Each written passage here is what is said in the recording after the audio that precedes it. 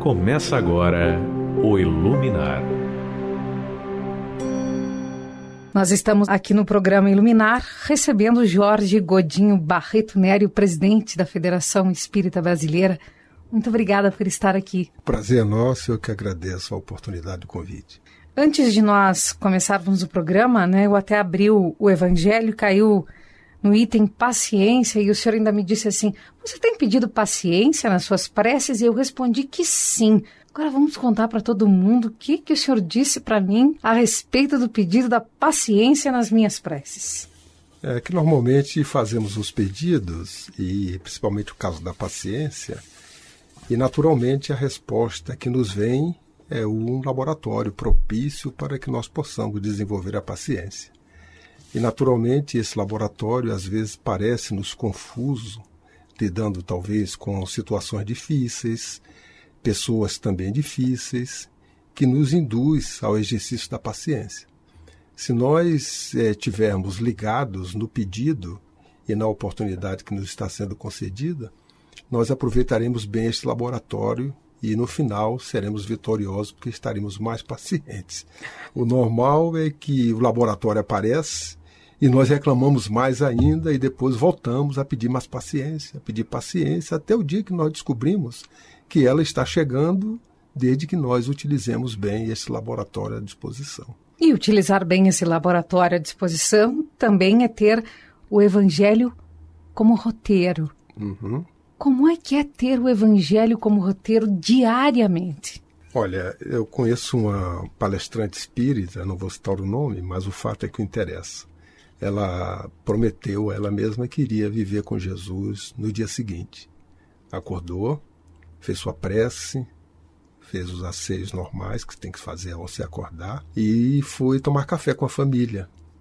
E a partir dali começou a ver algumas coisas, etc. 45 minutos depois ela voltou para o quarto e pediu perdão porque não dava para passar de 45 minutos. Porque ela vigiou, mas deu um deslize naquele momento, né? Ter o Evangelho como roteiro não significa que nós tenhamos as 24 horas do dia com essa vigilância, porque ainda não somos capazes de fazer isso. Um dia nós seremos, naturalmente, quando, através da disciplina, fazermos tudo isso com espontaneidade. É como Paulo, no dia que ele disse que ele já estava no momento que não sabia se era ele ou Jesus, que ele estava vivendo. E nós temos que fazer esse exercício. Agora, ter o Evangelho como roteiro é uma boa diretriz para que nós possamos, com segurança, palmilharmos a nossa vida. Quando fazemos uma análise de tudo que acontece, principalmente na nossa terra, as instituições, as pessoas, ao agirem, esquecem dessa diretriz. Mas por que essa diretriz e não a outra? Por que o Evangelho que é o que dá certo?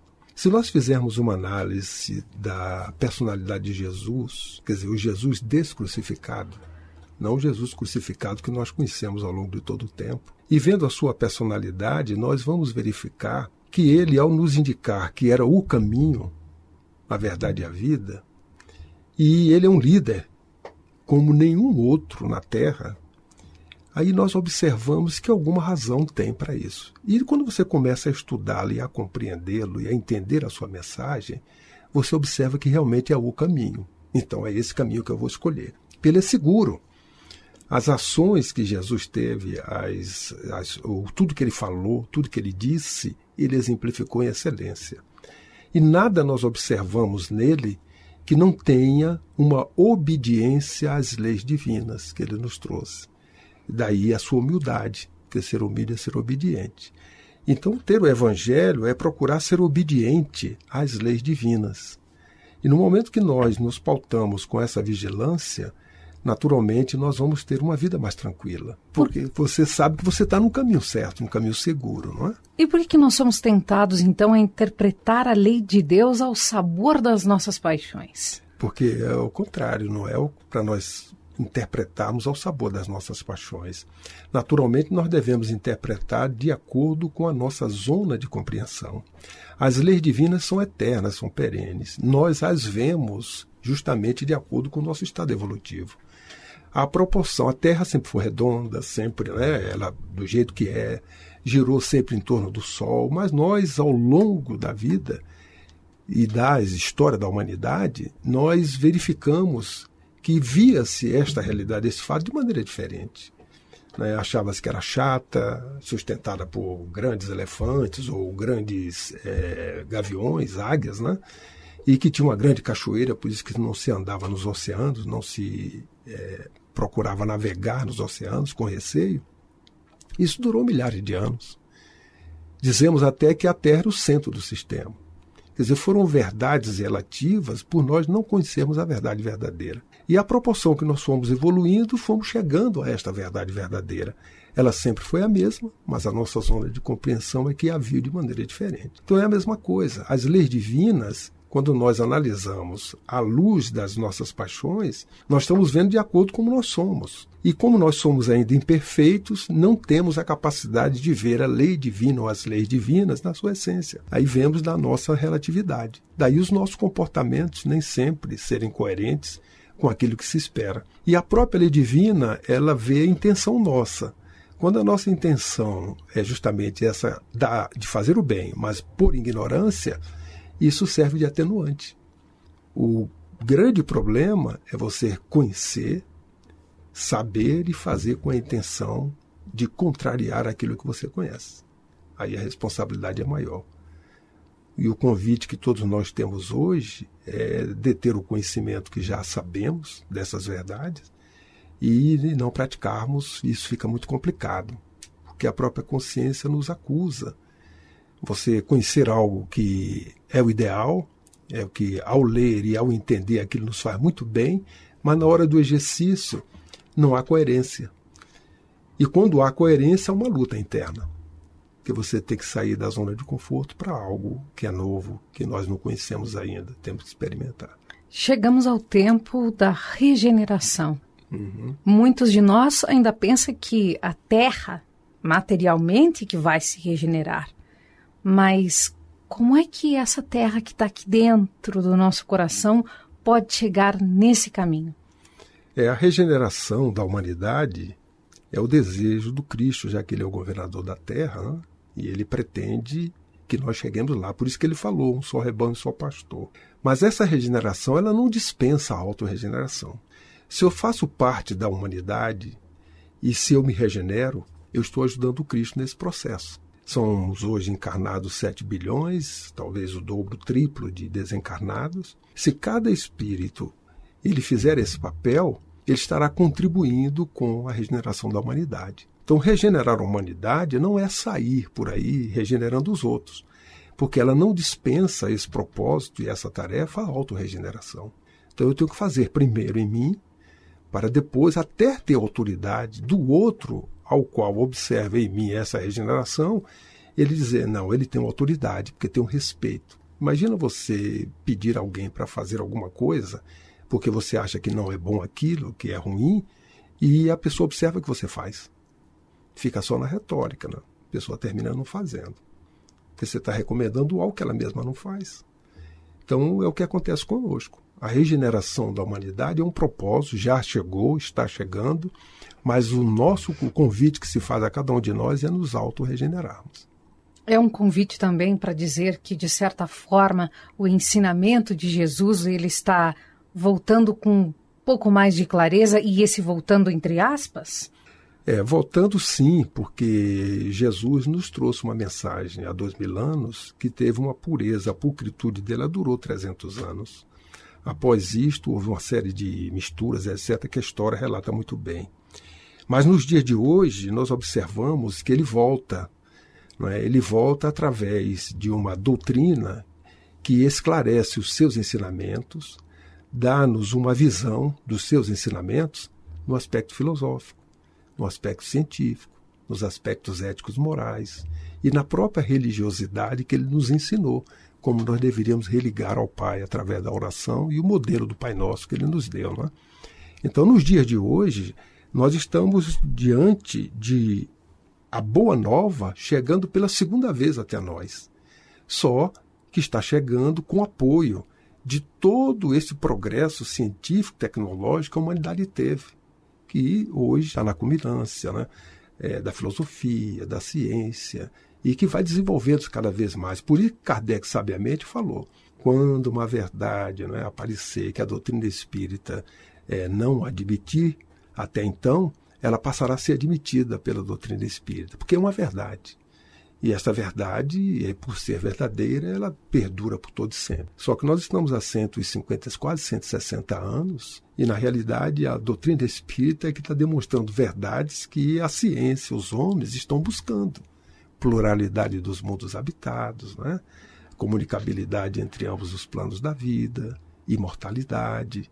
Então são princípios, leis que são naturais, não é propriedade da doutrina espírita. Ela apenas expõe estas leis para que nós possamos realmente entendê-las.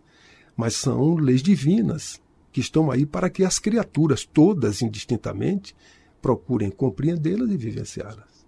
Todas procurem compreendê-las e vivenciá-las, porém de acordo com a sua própria sabedoria. Exatamente. Eu diria de acordo com as suas condições.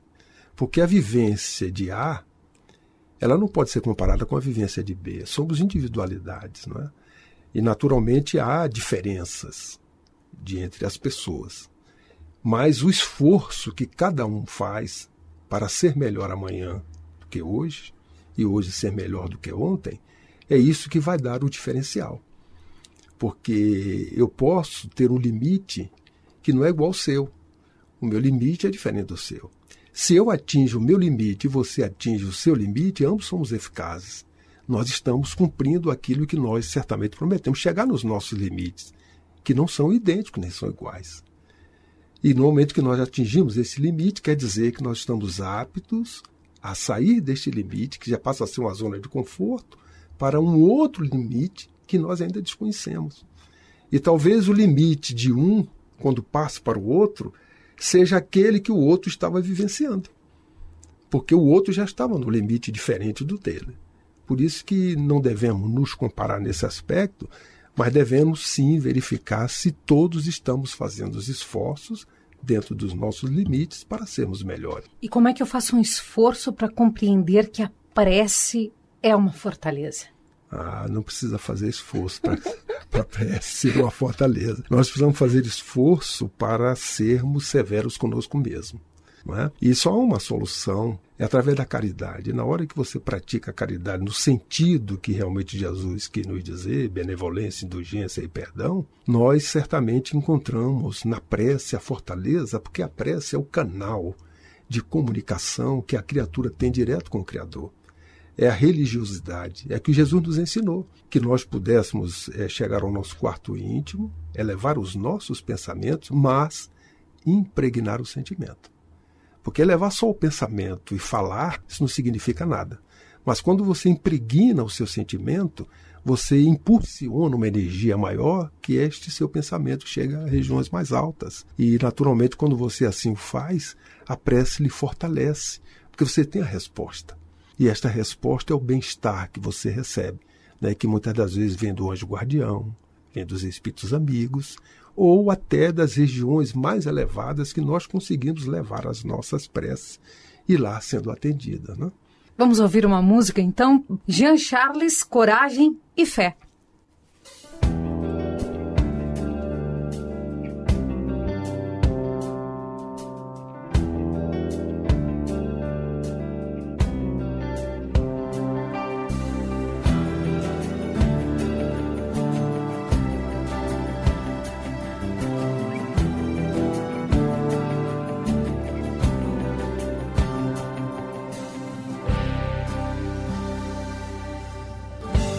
Quero ter coragem, fé em toda dor, em todo mal que acontecer comigo.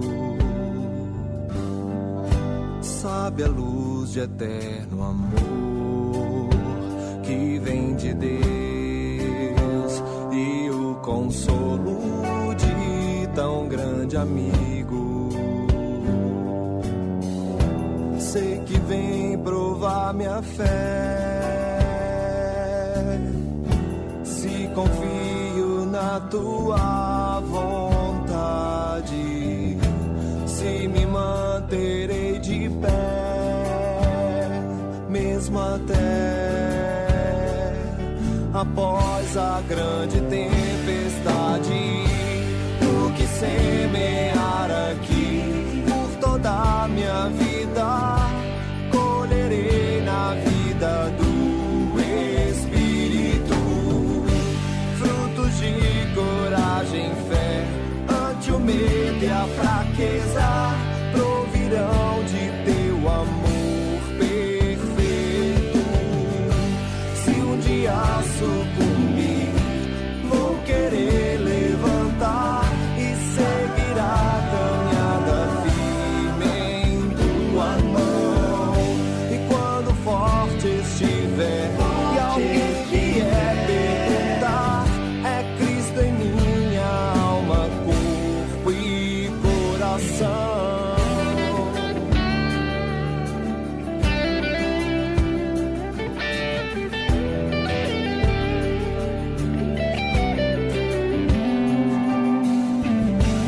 Quero ter coragem, fé em toda dor, em todo mal que acontecer comigo. Sabe a luz de eterno amor que vem de Deus e o consolo de tão grande amigo. Sei que vem provar minha fé, se confio na tua vontade, se me manterei de pé, mesmo até após a grande tempestade.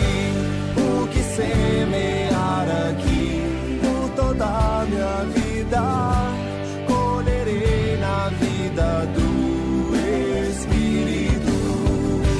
Frutos de coragem, fé, ante o medo e a fraqueza, provirão de teu amor perfeito.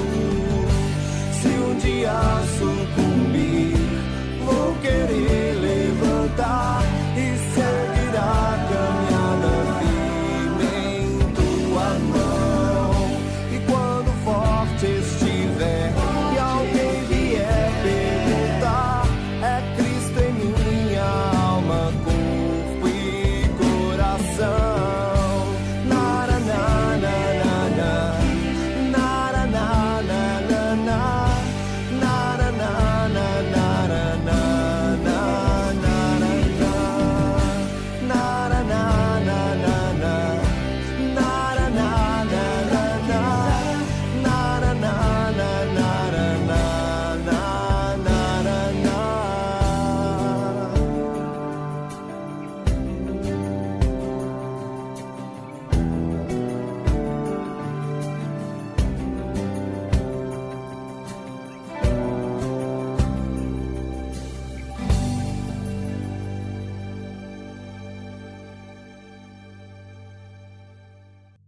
Voltamos com O Iluminar.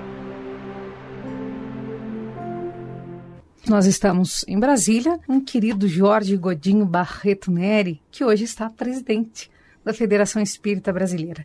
No livro Oásis de Ismael, compilado pelo gaúcho Francisco Tizen, agora eu vou puxar um pouquinho a brasa para o meu assado, né? Lá no item 11 ele diz assim, ele traz uma mensagem de Bittencourt Sampaio, Pedro Richard e Romualdo de Seixas. Os meus olhos de espírito se estendem pela vastidão do mundo. Sondo inúmeras almas que os filhos de Deus atraem do infinito pelos anseios de suas almas. Vejo que lhes falta apenas uma orientação clara, sadia, uma palavra que lhes toque o íntimo e ao mesmo tempo lhes abra a inteligência para a compreensão nova da verdade velha. É só o que necessita a humanidade. Corações sinceros, devotados e afinados pela obra do Cristo, para que esta produza os mesmos efeitos que produziu nos primeiros tempos do apostolado.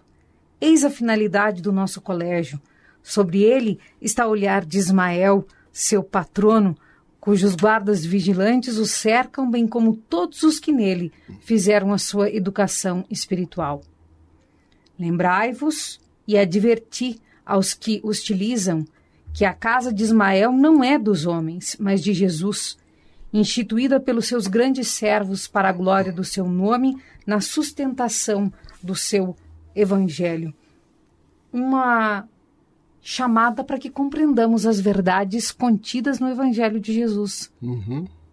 Você vê que no início, quando você está lendo, né, quando você leu, dá-nos a entender de que ele, como espírito, observando, vê-nos vagando, né, andando, mas sem rumo. É o que acontece com a maioria de nós. Aí qualquer coisa que apareça, você segue, porque aquilo pode estar certo, se está do seu gosto, você segue. Lá para as tantas, você diz, não é bom, muda para outro rumo. São os vagalumes.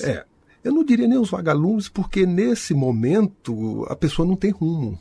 Qualquer um que apareça, vai. Eu digo os vagalumes é quando eles têm uma luz no fundo e você sabe qual é o caminho. Quando você sabe qual é o caminho, aí sim, pode aparecer essas coisas, mas você apenas olha, observa e prossegue o seu caminho. Mas você tem uma rota, você tem um destino, sabe para onde quer, para onde vai, você sabe o que quer. No caso que ele fala, a ausência dessa rota, a ausência desse destino, para onde é que eu vou?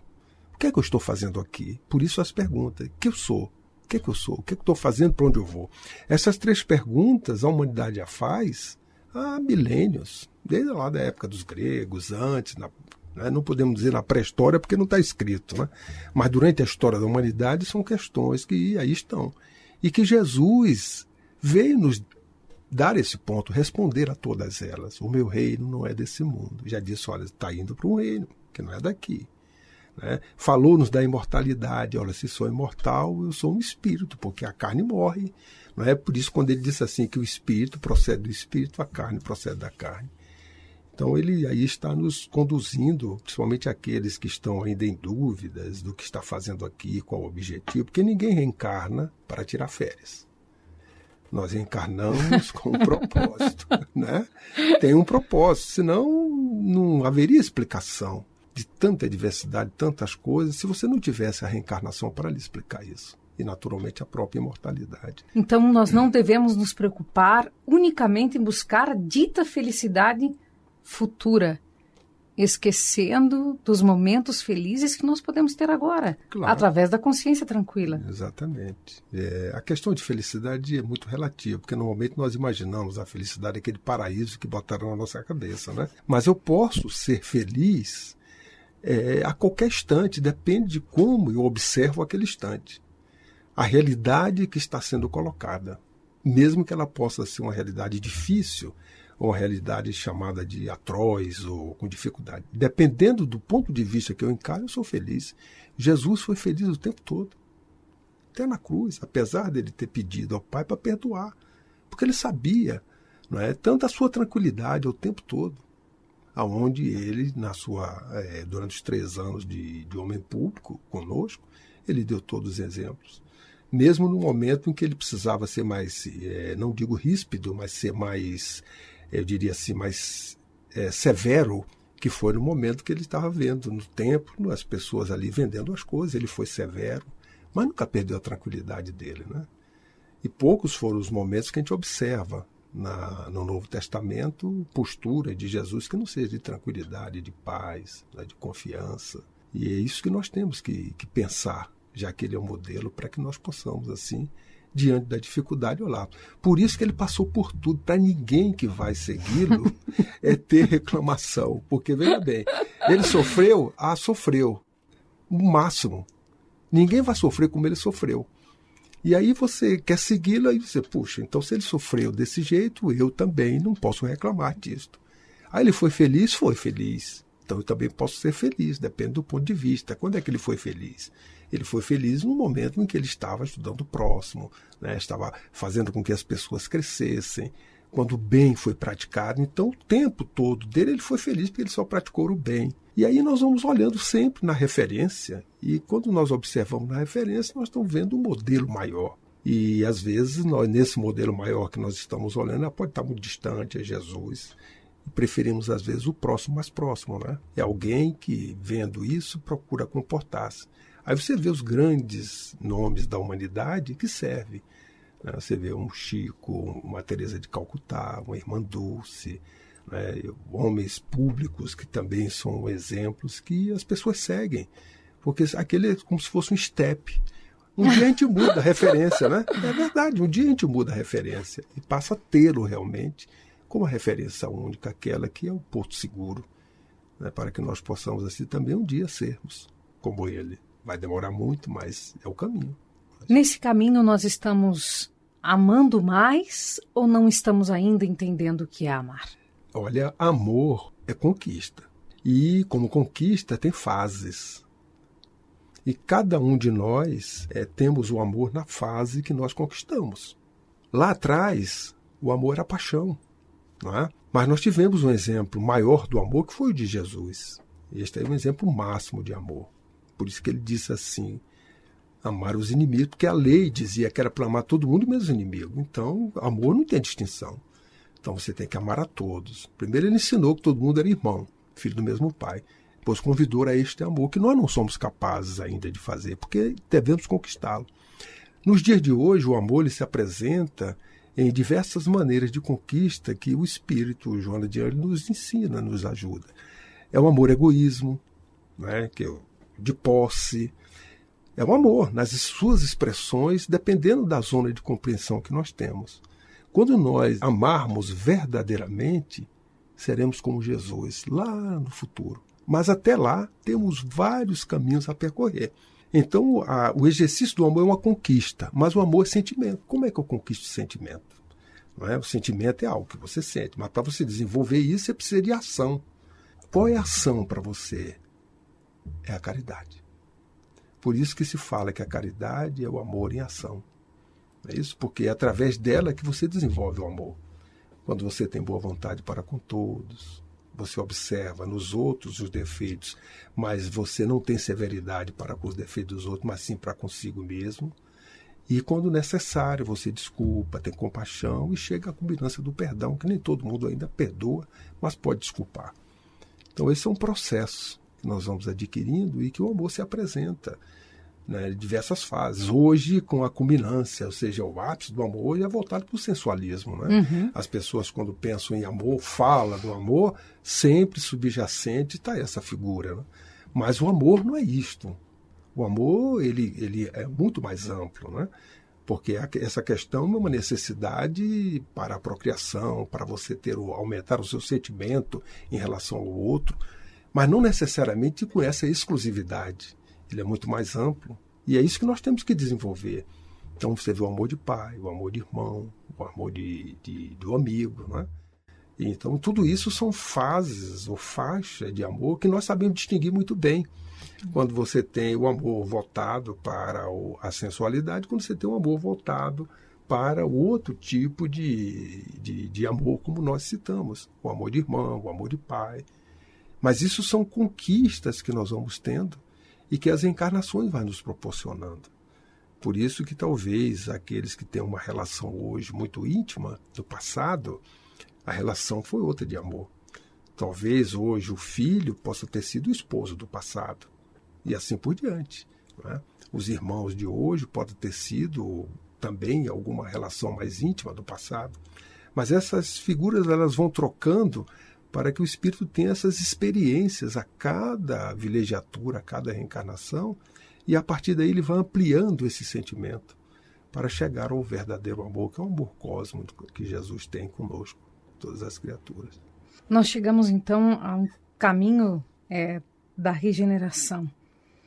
Muitas pessoas dizem que o lugar onde nós nascemos é muito importante, que ali está a nossa raiz, que ali está parte de nós.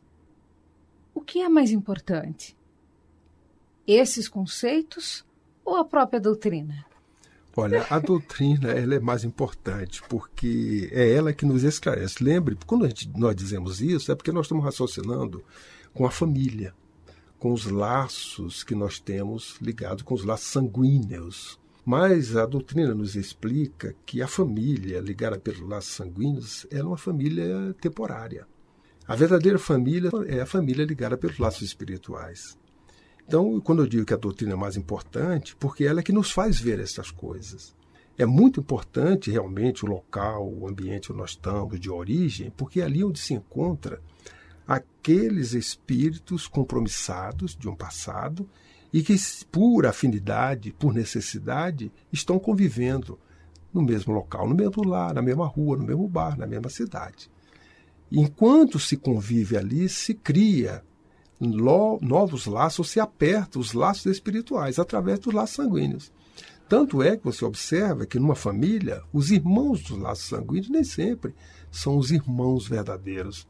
Às vezes, o amigo que está distante, está no outro bairro, na outra rua, no colégio, sentimos por eles uma afinidade tão grande, né, um laço, que não é mais necessário o laço dos laços sanguíneos. São laços já espirituais. Por isso que nós nos sentimos bem com essas pessoas. E até desabafamos com ela, porque os problemas que nós temos na família, a gente não consegue, né, na família resolver. A gente busca no amigo, busca nas outras pessoas uma conversa, né, para trazer essas coisas. Até uma relação de confiança, é porque esses laços já se fazem. Aqueles espíritos já não precisam estar na mesma família, porque elas já estão na verdadeira família, que é ligada pelos laços espirituais. Então, quem que nos traz essa visão? A doutrina. É o Evangelho, é a Boa Nova, é a mensagem do Cristo, né? Que a doutrina espírita traz isso com muita tranquilidade, clareza e simplicidade para nós entendermos. Como presidente da Federação Espírita Brasileira, qual é a principal missão da FEB hoje? A principal missão da federação, ela é, como de toda casa espírita, primeiro é fazer com que a doutrina espírita seja estudada, seja praticada, e também, como ela nos faz bem, nos conforta, que ela também seja divulgada, para que não fiquemos de forma egoística com esse conhecimento e com a prática que nos dá o consolo, o conforto. Mas, além disso, a Federação Espírita tem um papel de um trabalho do movimento espírita que é chamado de unificação. Então, na realidade, seriam, eu diria para você, esses 4 pontos. O estudo, a prática, a difusão da doutrina e o trabalho de unificação que se faz pelo Conselho Federativo Nacional. Aí engloba-se, neste caso, o movimento espírita no país e o movimento espírita fora do país também. Que lição nos dá o livro Brasil, Coração do Mundo, Pátria do Evangelho, como espíritas? Olha, a lição, o livro todo é de lição, né? Ele é, na realidade, um roteiro, uma orientação que, infelizmente, os espíritas ainda não debruçaram sobre este livro para estudá-lo, refletir sobre ele e vivenciar aquilo que ali é dito. Então o livro ele nos traz muitos ensinamentos. Hoje muitas pessoas me perguntam, mas o Brasil, coração do mundo, parte do Evangelho, do jeito que estão essas coisas acontecendo, né? Que nós estamos vendo na mídia, tudo isso, como é que pode? Como é que você explica isso? É porque falta ler o livro. No livro tem uma parte do diálogo de Jesus com Ismael, né? Onde, num determinado momento, ele preocupado, Jesus diz assim, Ismael, escolhe aqueles arrependidos. E aí Ismael sai com a bandeira, né, Deus, Cristo e Caridade, aonde? Nas regiões trevosas, nas regiões umbralinas, buscando quem? Buscando aqueles que foram protagonistas na época das cruzadas, na Inquisição, nas religiões, não é? E que desviaram o seu caminho. E, na realidade, esses espíritos arrependidos é que, a partir daí, vieram ser acolhidos. Aonde? No coração do mundo. Então, o Brasil é coração porque acolhe a todos. Não há nenhum país no mundo que acolheu tanto e tem acolhido e acolhe nos dias de hoje como o Brasil. Na Segunda Guerra Mundial, depois da Segunda e da Primeira, observe a nossa diversidade. Nós somos um povo acolhedor. Ismael falou isso numa mensagem, né, em 1873, que o Brasil era acolhedor, né, que o Brasil era evangelizador, antes do próprio Brasil, coração do mundo, pátria do Evangelho. Ele falou isso em 1873. E o Brasil tem essa característica, então é coração do mundo por isso. Agora, por que Evangelho? Não há no mundo nenhum país que tenha tantos cristãos quanto no Brasil, em termos de percentuais. O Brasil tem mais de 90% da sua população são cristãos. E aqui é que nós aprendemos o Evangelho. Nas diversos segmentos religiosos, fala-se de Jesus. Onde é que se fala no mundo, um país, você falar de reencarnação, imortalidade de Jesus, como se fala aqui no nosso país, com a tranquilidade? Tem pessoas até que brincam, olha, na próxima reencarnação eu vou ser assim desse jeito, né? É uma brincadeira, mas é uma brincadeira que vai. Você vê as novelas aí, não é um movimento espírita que está mandando fazer novela, não é nada disso. Isso acontece naturalmente, por uma necessidade tão imanente em nós. Então aqui nós somos acolhidos, porque nos arrependemos daquilo que nós praticamos no passado. Então todos nós somos doentes, eu me incluo entre eles. Não há ninguém aqui sadio. Todos nós estamos no hospital, no hospital, exatamente. Então é por isso que ele é coração, porque ele acolhe com amor, acolhe com carinho, proporciona tudo isso que o Brasil procura propiciar às pessoas. Bom, e aqui dentro é onde nós aprendemos o Evangelho. Aqui se fala de Jesus, se fala da sua mensagem, né, em todos os segmentos religiosos. Há o respeito mútuo, a nossa Constituição cidadã, ela propicia isso. Se nós formos olhar, poucos países do mundo têm a Constituição igual a nossa. A nossa talvez seja uma das melhores, se não for a melhor, em termos de você olhar em humanidade, de acolhimento, né, de cidadania. A dificuldade é você praticá-la, porque às vezes os brasileiros não a praticam, né? Mas ela é respeitada e dita até por aqueles que fazem parte da maior corte que nós temos no país. Que cuida justamente, são guardiães dela, fazer com que elas sejam cumpridas, né? E eles dizem isso. Eu já ouvi de mais de um ministro a respeito disso. O respeito, e eles conhecem muito bem a Constituição brasileira e falam disso. Então nós estamos vivendo num local onde nós temos um coração e temos o Evangelho para nos conduzir de tal forma para que nós possamos, e estamos dando, característica ao mundo, porque nós estamos vivendo no Brasil, mas quando estamos fora do Brasil e procurar ver o Brasil de fora, nós vamos ver que não é o Brasil que nós estamos vendo aqui dentro. É o Brasil amoroso, né? É o Brasil fraterno, é um povo bom, é um país maravilhoso, tem flores o ano inteiro, tem sol, tem toda essa maravilha que o Criador colocou, né?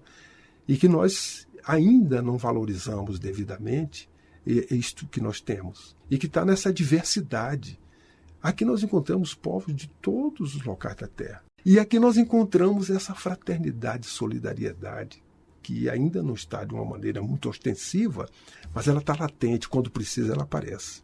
Então esse é o Brasil, o coração do mundo, pátria do Evangelho, que esse livro nos traz, mostrando essa sua finalidade, mostrando o seu papel que tem no contexto do mundo, onde nós seremos o celeiro dessa mensagem ao mundo que está precisando dela. Mas Ismael vem constantemente também nos fazendo um chamado. São chegados os tempos de darmos alta desse hospital? Olha, se nós saímos da mesa de operação, pelo arrependimento, fomos para a UTI, talvez nós saímos daqui e vamos para a CTI. Ainda não deu alta. Ainda não? Não, nós estamos passando por um processo, né? Por isso que ainda estamos vivenciando essas coisas todas. E a própria divindade vai fazendo com que haja uma permuta. Já no ir e vir, talvez os que vão não retornem, mas os que chegam melhores do que os que vão. E naturalmente você vê as novas gerações. O que é que acontece? São mudanças, né? Hoje quem tem 30 anos, 40, já pode olhar 3 décadas e observar que a sua infância 3 décadas atrás é bem diferente da infância dos dias de hoje. Se você botar até 20 anos, talvez, já observe, porque essas mudanças são tão significativas que hoje as crianças elas são adultas. Você vê uma criança, eu outro dia estava no aeroporto olhando a criança conversando com a mãe, com o pai, eu sou avô, tenho 10 netos, né? Mas observando as outras crianças conversando, a gente observa de fora e verifica o diálogo. Um diálogo sadio, quer dizer, na minha época era de adulto para adulto. Jamais eu, criança, iria conversar com um adulto como eu observo os netos e aquela criança conversando. Isso faz parte de um processo, de uma renovação que não está na diretriz dos homens. Porque essa mudança ela se faz não porque os homens querem ou desejam. Ela vem do alto. Isso significa que tem alguém no leme, né? Que nós estamos caminhando para um processo, querendo ou não querendo, o progresso acontece e nós sairemos de tudo isso, por isso que tudo passa. Vamos ouvir mais uma música, Cristina Maia, Mensageiro de Luz, e logo depois nós voltamos para dar o até breve do programa, mas dia 31 de outubro fazemos o programa de TV, né? O Espiritismo em Foco aqui na Comunhão. Até daqui a pouco.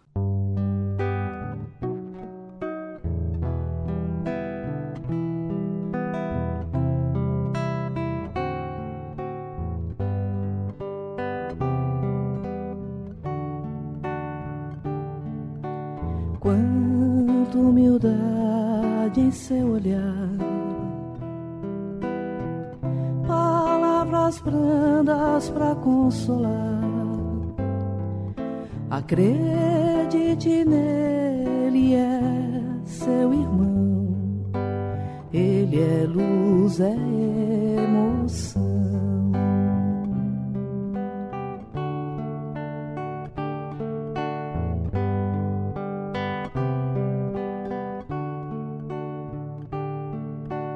Uma mão amiga pra te amparar, um sorriso doce sempre a brilhar. Quanta beleza vem desse irmão, ele ajuda, é proteção. Graças a Deus, aos obreiros do amor, graças a Deus ao trabalhador, na fé, na verdade, o caminho conduz aos seus mensageiros da luz.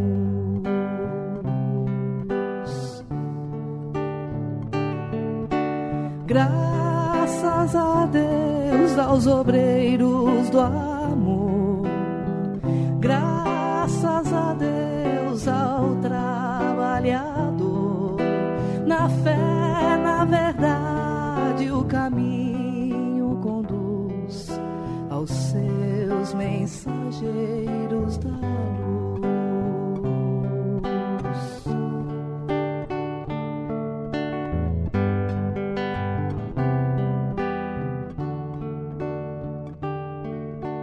Trabalha sempre para o bem, faz a caridade, não vê a quem. Tanta singeleza, quanta afeição vem da alma desse irmão. Graças a Deus, aos obreiros do amor, graças a Deus ao trabalhador, na fé, na verdade, o caminho conduz aos seus mensageiros da luz.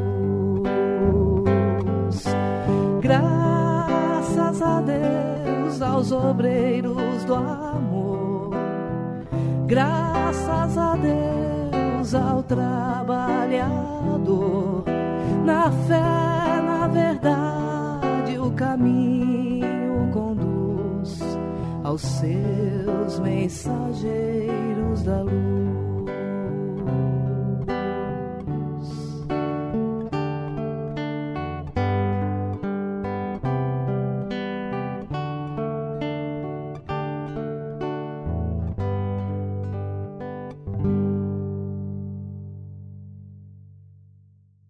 Voltamos com o Iluminar. Eu já ia lhe chamar de presidente, né? Mas não vou fazer isso. Chamou. Quero agradecer muito, muito, muito a sua presença. Tenho certeza que Jesus é o modelo, é o exemplo, é o guia. Mas também já lhe disse isso várias vezes, que o sábio anjo Ismael, que é o governador espiritual do nosso Brasil, envia também anjos que são capazes de nos, através de um olhar, através de um gesto, através de uma palavra e, acima de tudo, através do exemplo, nos revelarem o caminho. E aí quero encerrar e depois deixar o seu até breve com um capítulo do seu colega, né, o Francisco Thyssen, lá no Oásis de Ismael, que ele trouxe de um ditado mediúnico, A Fé, de Padre Antônio Vieira, que está no livro do País da Luz, o volume 3, de Fernando Lacerda, uma edição lá da FEB. Assim, se tu tiveres fé na tua obra, da tua obra colherás fruto. Não te espantes se os fariseus te arremessarem pedras, nem se inveja te atravancar o caminho de obstáculos. A tua fé te abrigará das pedras, fazendo que as não sintas, te livrará dos obstáculos, fazendo que os não vejas. Tu a levarás aos campos da ignorância como luz para alumiar, e aí muitos verão e seguirão a tua luz. É mister, porém, a esses não queiras espancar para a claridade, para lhes não acontecer como ao morcego. Deixa que pouco a pouco a luz lhes penetre na retina e lhes tome naturalmente a vista. Não te importes que não vejam logo bem. É preciso que os olhos se habituem à luz para esta não os cegar. Aqueles que não quiserem ver, deixe que não vejam. Não se fez ainda a luz para os seus olhos, como se não se fez para os morcegos. Não tem desculpa, são os morcegos da espécie humana. Lhe agradeço profundamente por absolutamente tudo e por, sei que o senhor não gosta, mas eu direi, por ser o ser humano que o senhor é. Extremamente caridoso e extremamente sábio. Muito, mas muito obrigada por estar aqui conosco. Obrigado, essa é boa vontade sua. Você é amiga e sabe perfeitamente que não é bem assim não, nós nos esforçamos para isto. Mas na realidade eu que agradeço a oportunidade, né? E a mensagem ela é muito boa, muito clara, porque retrata justamente mais um modelo que foi o Cristo. Ele jamais fez autodefesa. Então que nós também, diante dessas situações, como você acabou de relatar, que nos convida ao silêncio, à oração, à consciência tranquila, que nós também nos vigiemos para não ficarmos fazendo autodefesa. A maior autodefesa é o trabalho. É o exemplo que você dá na sua vida e que nem sempre é reconhecido naquele momento, mesmo que não seja depois, mas a consciência tranquila lá no futuro, depois que passarmos para outra vida, o reconhecimento fará com que nós estejamos mais tranquilos ainda, porque podemos passar por estas coisas imitando o mestre que jamais fez autodefesa. Muito obrigado. Vou pedir para o senhor encerrar dizendo os 4 pilares. O Evangelho. É o Evangelho como roteiro, a consciência tranquila como consolo, o esquecimento do mal como estratégia e a prece como fortaleza. Nós voltamos na próxima segunda-feira com Iluminar às 9 da noite aqui na Rádio Comunhão. Um beijo grande a todos e até segunda.